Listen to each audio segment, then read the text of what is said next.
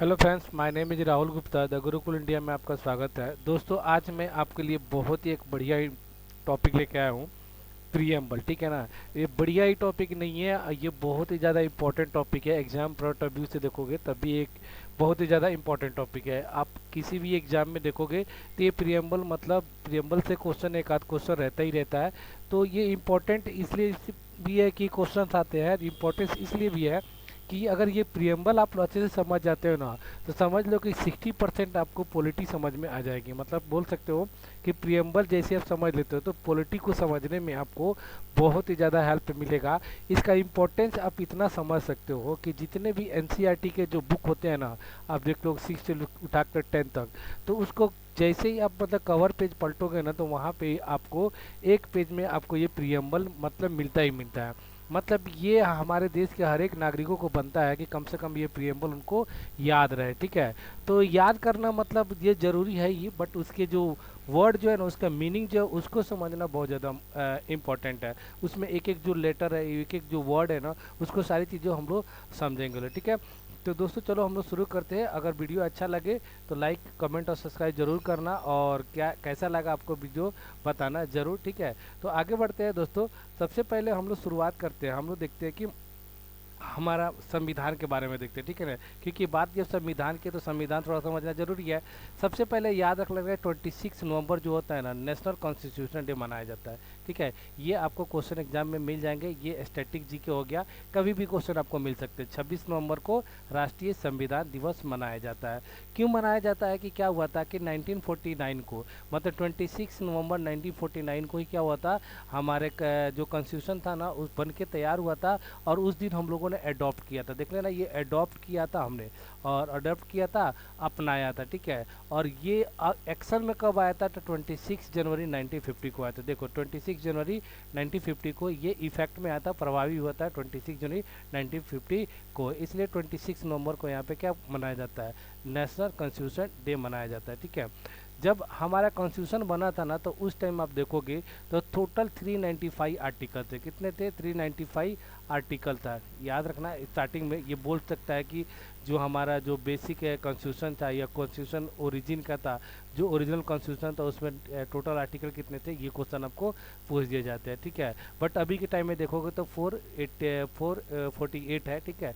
उस टाइम हमारे कॉन्स्टिट्यूशन में जो शेड्यूल, अनुसूचियाँ जो शेड्यूल थी, वो कितनी थी, जो शेड्यूल आपको उस टाइम में जो था 8 था। बट अभी के टाइम में देखोगे तो 12 है, ठीक है। अब उसके बाद आता है जो पार्ट्स, ठीक है ना, पार्ट्स भी पूछता है। तो उस टाइम जब हमारा संविधान जब बना था, तो उस टाइम टोटल 22 पार्ट्स थे। बट अभी के टाइम में आपको 25 पार्ट्स है, तो ध्यान रखना है ये, ठीक है। अभी तक टोटल इसमें 103 मतलब 103 बार इसको संशोधन किया जा सकता है, अमेंड किया गया है, ठीक है, किया गया है। 103 टाइम्स किया था। तो ये कॉन्स्टिट्यूशन के बारे में थोड़ा बहुत आइडिया था, आप लोग ध्यान रखना, ठीक है। फिर आगे बढ़ते हैं हम लोग। अब आते हैं हम लोग प्रियम्बल के बारे में, ठीक है। प्रियम्बल को आप समझ सकते हो ऐसे, the term preamble refer to the introduction और प्रीफेस टू द कॉन्स्टिट्यूशन, ठीक है ना। प्रस्तावना शब्द परिचय या को संदर्भित करता है संविधान की प्रस्तावना।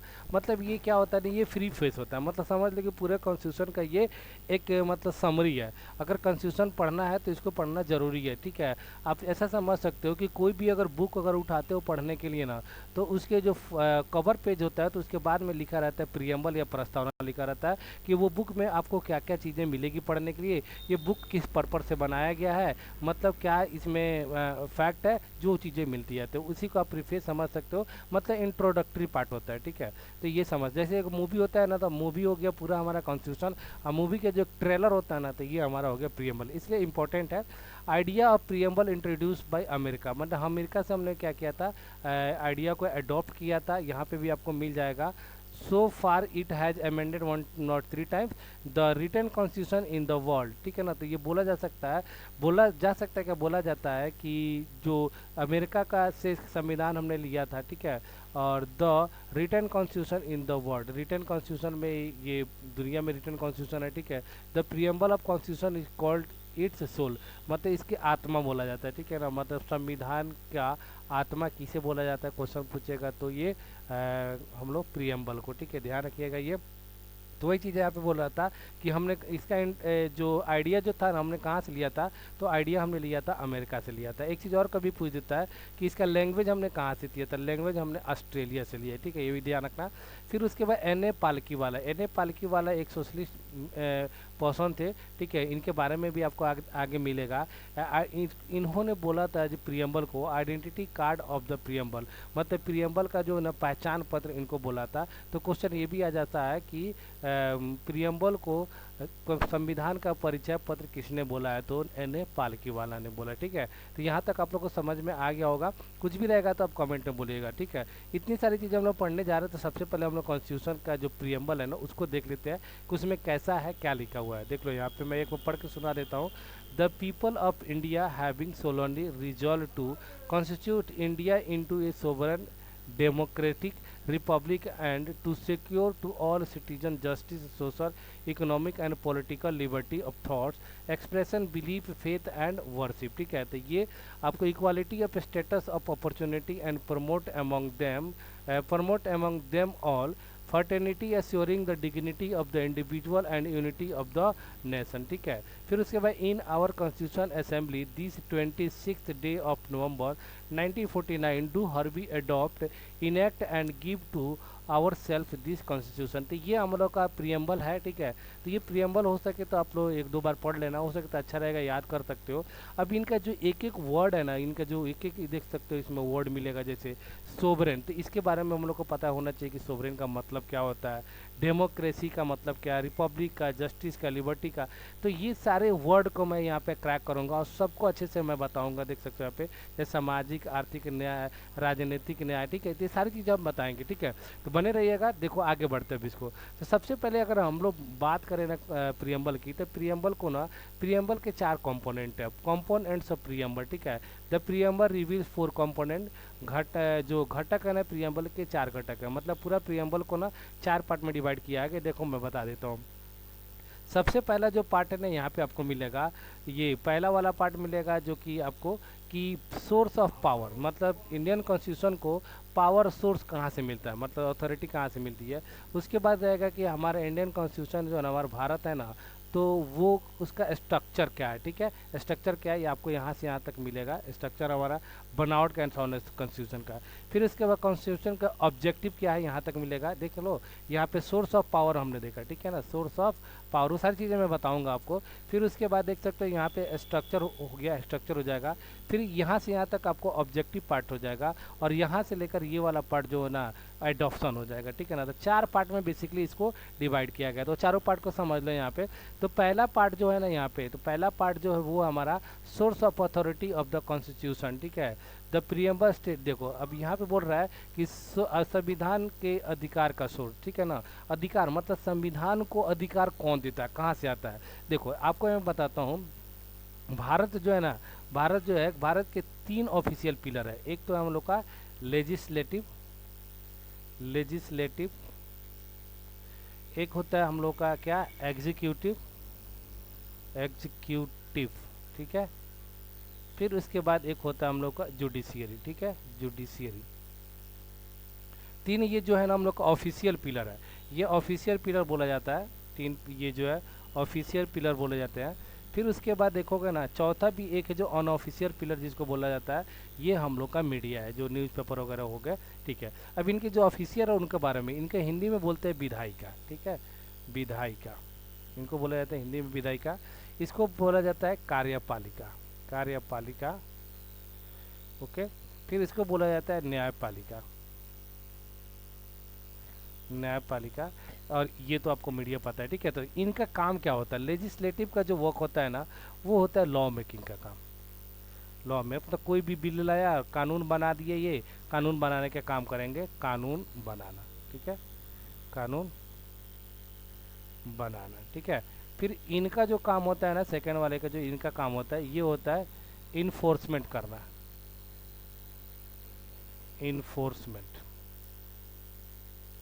इन्फोर्समेंट करना, इन्फोर्समेंट मतलब लागू करना, हिंदी में इसको बोलेंगे लागू करना। फिर उसके बाद देखोगे तो अगला जो है ना, इंटरप्रिटेशन करना, इंटरप्रिटेशन इंटरप्रिटेशन,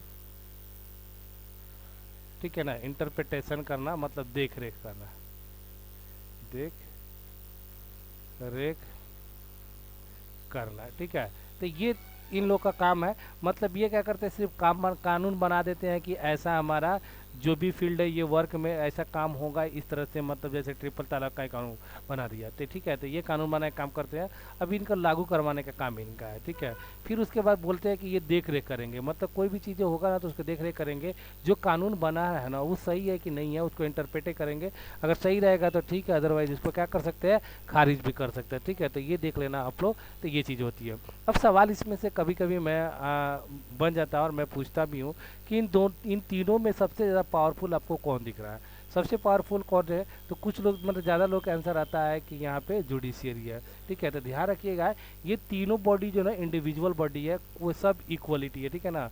कोई किसी से कोई मतलब नहीं है इसको, न इससे ज़्यादा पावरफुल ये है, ना इसके ज़्यादा पावरफुल ये है, ना ये है। ये इन एक दोनों के कामों में इंटरवेंशन ये नहीं कर सकते, ठीक है। तो ये चीज़ें हो गई। फिर उसके बाद अगर मैं बोलूँ ना सबसे ज़्यादा पावरफुल होता है, तो अगर इंडिया में सबसे ज़्यादा पावरफुल है तो वह हमारा कॉन्स्टिट्यूशन है, ठीक है। कभी भी क्वेश्चन आए तो ध्यान रखना कि कॉन्स्टिट्यूशन सबसे ज़्यादा पावरफुल होता है, कि ये कानून भी बनाएंगे तो कॉन्स्टिट्यूशन के बेस पे ही बनाएंगे, कॉन्स्टिट्यूशन से बाहर नहीं बना सकते हैं, ठीक है ना। लागू भी करने का जिनका तरीका होगा तो कॉन्स्टिट्यूशन से बाहर नहीं। तो सुप्रीम पावर, ठीक है ना, सुप्रीम पावर अगर इंडिया में कोई है तो हमारा क्या है, संविधान है, ठीक है ना। सुप्रीम पावर है अगर कॉन्स्टिट्यूशन को, तो ये पावर कहाँ से मिलती है। तो आप लोगों ने देखा होगा कि ये पावर जो है ना हमारे भारत की जनता देती है, पब्लिक देता है। देख सकते हो यहाँ पे सीधा डायरेक्टली यहाँ पे लिखा हुआ है कि द पीपल ऑफ इंडिया, ठीक है ना, the people of India having solemnly result to constitute, ठीक है। द पीपल ऑफ इंडिया, क्योंकि कॉन्स्टिट्यूशन को ना पावर जो है ना वहाँ की यहाँ की जनता से मिलती है, इसलिए सबसे ज़्यादा ऊपर है। अगर किसी इंसान को सबसे ज़्यादा पावरफुल बनना है ना तो उसके साथ में जितने ज़्यादा सपोर्ट रहेगा ना उतने, जैसे आज के दिन में देखो जैसे मोदी जी होगा तो उनकी ये सब मतलब सोच सकते हो कि पावरफुल इंसान है अभी के टाइम में, सबसे ज़्यादा पावर पीएम ही है तो पावरफुल तो हो गए ही। और क्यों है, क्योंकि इनके साथ मतलब जनता ने वोट इनको किया है, तो जनता जिसको चाहेगी उसी को मतलब वो सबसे ज़्यादा पावरफुल होगा, इसलिए जनता इनको पावर देता है, कॉन्स्टिट्यूशन को कोई भी पावर नहीं देता है। तो सुप्रीम पावर कॉन्स्टिट्यूशन के पास, और कॉन्स्टिट्यूशन को पावर कहाँ से मिलता है, तो जनता से मिलता है। तो ये ध्यान रखिएगा आप लोग, यहाँ से ये चीज़ें चाहिए तो इसका स्क्रीनशॉट लेके रख लेना आप लोग। फिर अगला जो चीज़ है ना, अगला जो हम लोग का स्ट्रक्चर मैंने बताया था, नेचर या structure, nature of Indian state, मतलब इंडिया जो स्टेट है ना वो कैसा होना चाहिए। जैसा मतलब डिक्टेटरशिप होना चाहिए, कि कैसा सोशलिस्ट होना चाहिए, कि समाज के कल्याण के काम करे, कि रिपब्लिक होना चाहिए, डेमोक्रेटिक होना चाहिए, कि मोनार्की होना चाहिए, ठीक है। तो ये बोला गया है कि हम लोग का स्टेट का नेचर क्या होना चाहिए। तो it declares India to be a sovereign socialist secular democratic and republic polity. देखो मतलब इंडिया कैसा होना चाहिए, सोशलिस्ट होना चाहिए, सेकुलर होना चाहिए, डेमोक्रेटिक होना चाहिए, रिपब्लिक होना चाहिए। अब एक एक का मतलब सोचो। सबसे पहले आता है सोशलिस्ट। सोशलिस्ट कंट्री किसको बोला जाता है, देखो यहाँ पे सब कुछ मेंशन मैंने कर दिया। फ्री नेशन, मतलब फ्री नेशन का मतलब क्या होता है कि अगर मान लो एक बात बोलूँ कि अगर आज के टाइम अगर इंडिया में कोई भी लॉ मेकिंग का काम करना है या कोई भी डिसीजन लेना है तो कौन लेगा, मतलब हमारे इंडिया के प्राइम मिनिस्टर लेंगे, या यूएसए के राष्ट्रपति जियो बाइडन लेंगे, या अभी के टाइम में नरेंद्र मोदी जी लेंगे। तो ठीक है, तो यहाँ के जो सबसे मतलब जो भी डिसीजन लेना होगा भारत के बारे में, तो यहाँ के पीएम जो है ना प्रधानमंत्री रहेगा, जो जनता के द्वारा चुने गए रहेंगे वो लेते हैं। तो ऐसा कंट्री जहाँ का डिसीजन वहाँ की जनता के द्वारा जो चुने गए रिप्रेजेंटेटिव है वो लेते हैं, वो कंट्री को हम लोग क्या बोलते हैं, सोवरेन कंट्री बोला जाता है, ठीक है। तो आप लोग समझ गए होंगे सोवरेन कंट्री। जैसे 1947 के पहले हमारा इंडिया सोवरेन नहीं हुआ करता था, उस टाइम सुजरेन हुआ करता था, ठीक है। सोवरेन का अपोजिट होता है सुजरेन, क्योंकि 1947 के पहले हम लोग अपना डिसीजन हम लोग खुद नहीं लेते थे, हमारे यहाँ पे जो भी डिसीजन लिया जाता था इंग्लैंड द्वारा लिया जाता था, इसलिए हम लोग उस टाइम में सोवरेन नहीं थे, ठीक है। आई होप आप लोग को ये समझ में आ गया होगा स्वतंत्र राष्ट्र, ठीक है, क्लियर है। फिर अगला जो चीज़ है ना यहाँ पे अब देखोगे तो अगला जो चीज़ मिलेगा आपको मिलेगा सोशलिस्ट के बारे में। तो सोशलिस्ट देखो बहुत ही एक पेचीदा वर्ड है सोशलिस्ट, ठीक है, तो इसको भी मैं अच्छे से समझा देता हूँ। सोशलिस्ट का मतलब होता है ये समाजवादी, ठीक है ना। समाजवादी मतलब समाज में समाज में ना इक्वलिटी की बात करते हैं, मतलब समाज में बोलते हैं कि इक्वलिटी है, समानता है, समानता की बात करते हैं। अब जैसे मान लो कि मैं बताता हूँ आपको एग्जांपल से बढ़िया से आपको समझ में आ जाएगा। जैसे इंडिया में मान लो कि जो भी गवर्नमेंट है, ठीक ना, गवर्नमेंट है, उनके पास जो भी पैसे होते आते हैं, इनकम जो होता है, उस पैसे का इंडिया गवर्नमेंट क्या करती है? तो इंडिया गवर्नमेंट क्या करती है, जो गरीब लोग हैं उनको अलग अलग तरह से मतलब फ़ायदे पहुँचाते हैं, ठीक है। तो ठीक है, जैसे मान लो कि उज्ज्वल गैस योजना लाए, ठीक है ना, प्रधानमंत्री कौशल विकास योजना लाए, ठीक है, मनरेगा लाए, ये अलग अलग तरीकों का क्या करेंगे, ये स्कीम योजना लाएंगी, जिससे क्या होगा कि वहाँ की जनता के लोगों को प्रॉफिट होगा, क्योंकि ये जनता क्या है, गरीब है। जैसे हमारे इंडिया में ही देख लो सकते हो, तो कोई अमीर है कोई गरीब है, तो ऐसा नहीं है कि अमीर को वो पैसा दे देगा और बोलेगा कि उसको आपको ये बीपीएल दे रहा है, राशन कार्ड दे रहा है, ऐसा। तो अमीर को ये बोले कि आपके पास तो है, तो लेकिन जो गरीब है ना, उनको हम क्या करते हैं, उनको हम मतलब सहायता हेल्प करते हैं, जिससे वो भी आपके बराबर हो जाएंगे, मतलब इक्वलिटी की बात हो जाएगी, ठीक है। अब देखो आपको मैं बताता हूँ, इंडिया भी एक सोशलिस्ट कंट्री है, और चाइना भी हमारा सोशलिस्ट कंट्री है। बट चाइना में जो क्या चलता है ना, वो कॉम्युनलिज्म चलता है, ठीक है ना। सोशलिस्ट का एक फॉर्म है कॉम्युनलिज्म। देखो होता क्या है इंडिया में बोलता है कि कोई पर्सन ए है और कोई पर्सन बी है, ठीक है ना। अगर पर्सन ए के पास 6 रुपीज़ है और पर्सन बी के पास 4 रुपीज़ है, तो इंडिया ऐसा नहीं करेगा कि क्या करेगा कि इनसे छीन कर 1 रुपये निकाल के और इनको दे देगा। क्या करेगा, इसको क्या करेगा, हेल्प प्रोवाइड करेगा और बोलेगा मैं तुमको हेल्प करता हूँ, तुम भी क्या हो जाओ, एक इतना कमा के 6 रुपीज़ बन जाओ। बट चाइना में ऐसा नहीं है। चाइना में मान लो कि पर्सन ए था और ये पर्सन बी है, ठीक है।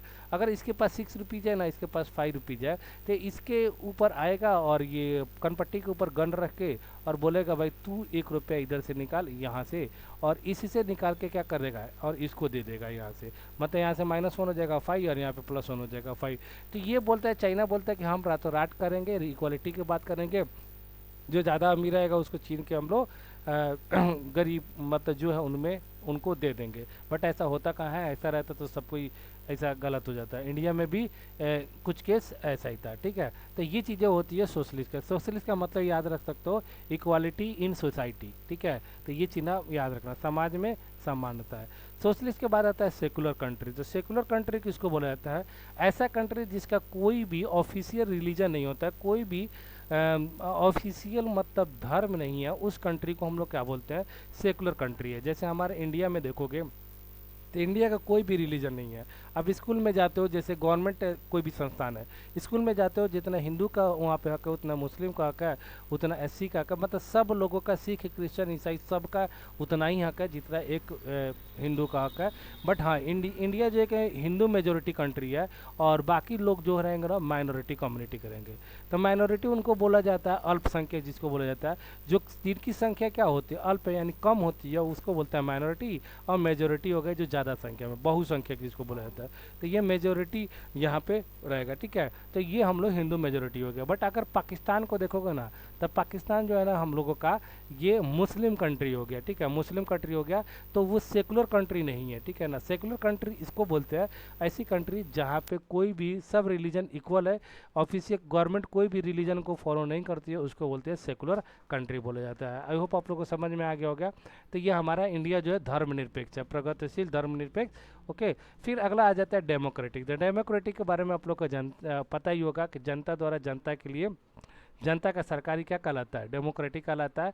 The supreme power rest with the people, मतलब सबसे ज़्यादा जो पावर रहता है ना, किसके पास रहता है, पीपल के पास रहता है। कि पीपल चाहेगा, लोग चाहेंगे जिसको सरकार पे बैठा सकते हैं, लोग चाहे जिसको हटा सकते हैं वोट के जरिए से, ठीक है। तो उसको बोलते हैं हम लोग लोकतंत्र बोलते हैं। तीसरा जो अगला जो है ना रिपब्लिक है, रिपब्लिक गणतंत्र। इसका देखो बहुत ज़्यादा लोग कहते हैं ना डेमोक्रेटिक और रिपब्लिक दोनों चीज़ एक ही है, ऐसा नहीं है। रिपब्लिक वैसी कंट्री होती है जिसका जो हेड ऑफ द पर्सन यानी चीफ और चेयरमैन जो होता है ना उस कंट्री का, अगर वो इलेक्टेड हो, इलेक्टेड चाहे वो डायरेक्ट तरीके से डायरेक्ट इलेक्शन के थ्रू इलेक्ट हो या इनडायरेक्ट तरीके से इलेक्ट हो, ठीक है ना, डायरेक्ट या इनडायरेक्ट तरीके से इलेक्ट हो, तो उसको क्या बोलेंगे, उस कंट्री को क्या बोलेंगे, रिपब्लिक कंट्री बोलेंगे। मतलब जहाँ का head of the person direct या इनडायरेक्ट तरीके से इलेक्ट होता है, उस कंट्री को हम लोग क्या बोलते हैं, ये रिपब्लिक कंट्री बोला जाता है, ठीक है। अभी मैं बता देता हूँ, जैसे कि मान लो कि इंडिया में, ठीक है, इंडिया में देखो हेड ऑफ द पर्सन आप लोग दो लोग को ले सकते हो। एक तो होते हैं हमारे क्या होते हैं पीएम, और एक होते हैं हमारे प्रेसिडेंट, ठीक है। प्रेसिडेंट होता है। अब पीएम देखोगे, पीएम का इलेक्शन होता है, जो मेंबर ऑफ पार्लियामेंट होते हैं ना, मेंबर ऑफ पार्लियामेंट उसी में से किसी एक पर्सन को वहाँ पे जो मेजर जो विनर पार्टी रहता है वो चुनता है। तो ये पीएम जो होता है इलेक्टेड मेंबर होता है, और प्रेसिडेंट जो होता है ये भी क्या होता है, इलेक्टेड होता है। बट ये इनका इनडायरेक्ट तरीके से इलेक्शन होता है, और इनका जो होता है डायरेक्ट तरीके से इलेक्शन होता है, ठीक है। डायरेक्ट इलेक्शन उसको बोला जाता है जहाँ पे जनता डायरेक्ट वोट करती है। जैसे प्रधानमंत्री को डायरेक्ट जनता वोट करती है, जैसे जो एमपी सांसद होगा ना, उसी में से एक सांसद ही क्या बनता है, पीएम बनता है। तो इनको वोट डायरेक्ट जनता कर रही है। बट यहाँ पे प्रेसिडेंट जो हो गए ना, जो हमारे जनता के द्वारा जो रिप्रेजेंटेटिव या प्रतिनिधि चुन के जाते हैं, वो जिनको वोट करते हैं उनको हम लोग इनडायरेक्ट, जैसे हमारे यहाँ से जैसे एमपी हो गए, सांसद हो गए, एमएलए हो गए, विधायक वगैरह लोग, वो जाके क्या करते हैं, प्रेसिडेंट को वोट करते हैं। तो इनको हम लोग क्या बोलते हैं, इनडायरेक्ट इलेक्शन बोला जाता है, ठीक है। ये बात समझ में आ गई। फिर उसके बाद आता है हम लोग का ऑब्जेक्टिव। क्या मतलब हम लोग का ऑब्जेक्टिव क्या है कॉन्स्टिट्यूशन का, वो चीज़ें यहाँ पे बताया गया। तो ऑब्जेक्टिव के बारे में देख सकते हो, तो टोटल आपको यहाँ पे ऑब्जेक्टिव मिल जाएंगे, जस्टिस, ठीक है, इन लिबर्टी, इक्वलिटी एंड फ्रेटर्निटी, ठीक है। तो ये चीज़ आप लोग देख सकते हैं कि इनका ऑब्जेक्टिव जो है ये जस्टिस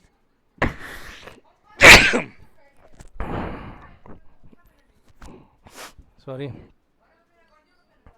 तो यहाँ पे देख सकते हो justice, liberty and fraternity the objective, ठीक है। तो यहाँ पे जस्टिस, तो सबसे पहले जस्टिस जो आता है, जस्टिस हमारे इंडिया में कैसा होना चाहिए, इम्पार्शियली होना चाहिए, ठीक है। In dealing with the people of social, economic and political background, मतलब न्याय जो होना चाहिए सबके लिए बराबर होना चाहिए, चाहे वो समाज के बेस पे हो चाहे आर्थिक हो। ऐसा नहीं कि किसी एक गलती किया उसके लिए किसी को 5,000 फाइन और किसी को 10,000 फाइन, ऐसा नहीं होना चाहिए। समाज की कोई छोटे समाज का है तो उसको ज़्यादा सजा होनी चाहिए, बड़े समाज को कम होना चाहिए।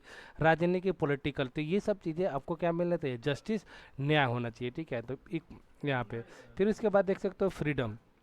फ्रीडम की बात होती है मतलब आपको आज़ादी है। तो क्या क्या चीज़ की आज़ादी है, absence of restriction of expression of thoughts, believe, faith and worship, मतलब सब कुछ की आज़ादी है। यहाँ पे आपको अपना विचार रखने का आज़ादी है, कुछ भी आपको चाहिए जो बोल सकते हो, बोलने की आज़ादी है।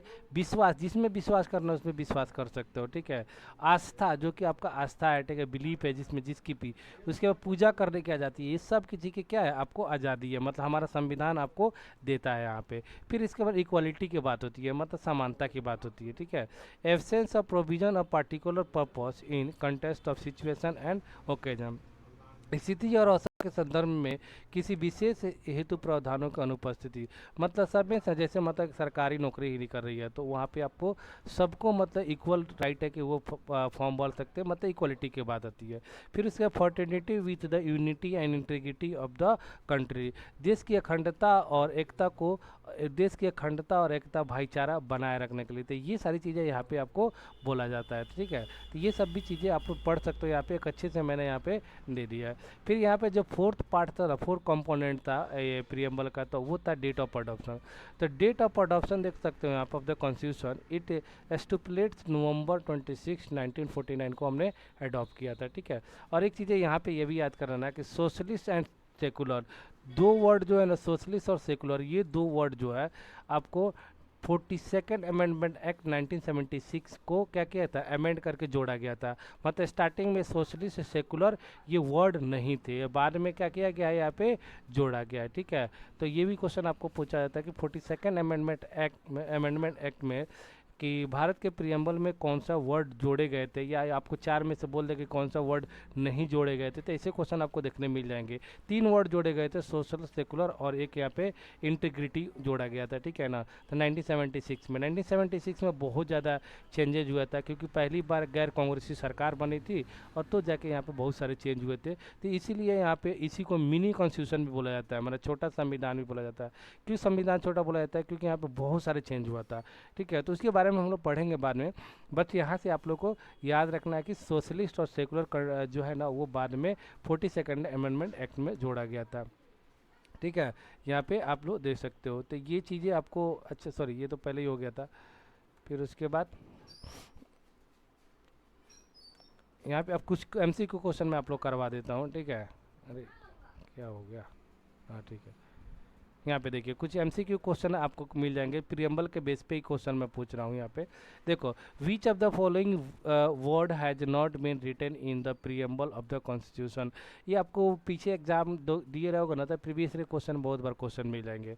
तो बोला कि निम्नलिखित में से कौन सा ऐसा शब्द है जो संविधान के प्रस्तावना में नहीं लिखा गया है। तो सोवरेन, सोशलिस्ट, डेमोक्रेटिक, इंडियन। आपको सोवरेन का मतलब बताया था, ऐसा कंट्री जिसका वहाँ के डिसीजन वहाँ की सरकार लेती है उसको सोवरेन कंट्री बोलते हैं। समाजवादी मतलब इक्वालिटी की बात होती है। डेमोक्रेटिक मैंने बताया था कि जनता का जनता द्वारा सरकार। और इंडियंस कहीं से नहीं मिला था, ठीक है। तो प्रियम्बल में कहीं भी इंडियन नहीं मिला था, तो ऑप्शन ये हो जाएगा, आपका ऑप्शन डी हो जाएगा।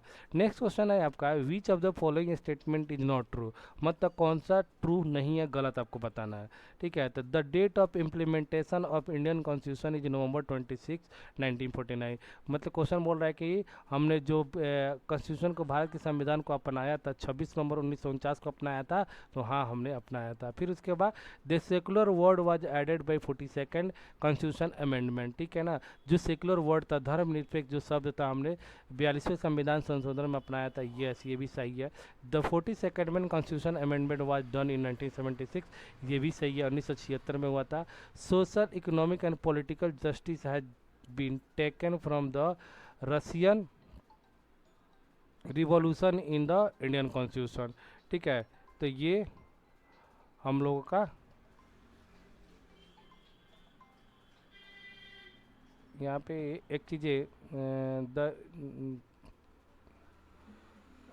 Option A, the date of implementation Indian constitution, भारतीय संविधान के लागू। अच्छा देखो भाई, ये गलत है। भारतीय लागू है, मैं बोला था ना, यहाँ पे हम लोग एडॉप्ट किए थे, ठीक है ना। यहाँ पे सॉरी, ये गलत था, पहला वाला क्या है, गलत है, एडॉप्ट था।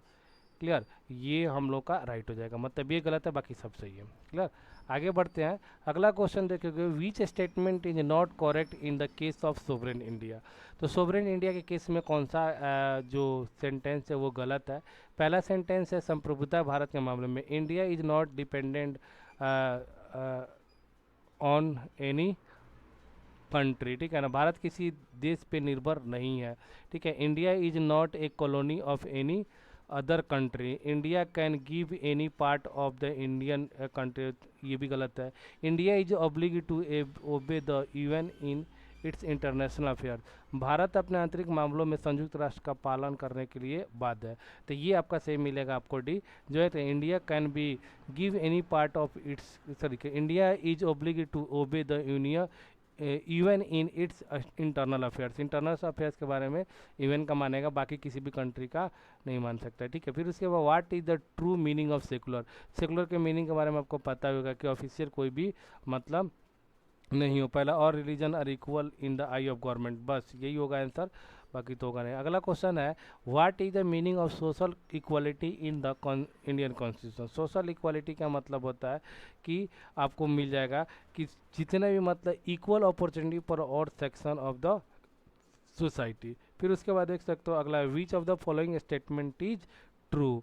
तो यहाँ पे बोला है, in the Berubari case the supreme court had said the that preamble of the constitution is not part of the Indian constitution, ठीक है। तो ये बोला गया था आपको बेरूबारी केस। देखो, बेरूबारी केस जब हुआ था ना 1960 में हुआ था, और इस टाइम बोला गया था ना, प्रियम्बल जो है ना, मतलब भारतीय कॉन्स्टिट्यूशन का मतलब पार्ट नहीं है, ऐसा बोला गया था, ठीक है। तो ये सही है, ठीक है। In the Keshavananda Bharati, Keshavananda Bharati case जो था 1973 में बोला गया था, the preamble court had said that preamble the constitution part. यहाँ पे बोला गया था कि ये पार्ट है इंडियन कॉन्स्टिट्यूशन का, क्लियर। तो यहाँ पे बोला गया था नहीं है, यहाँ पे बोला गया था है, तो ये दोनों सही है, ऑप्शन सी करेक्ट है।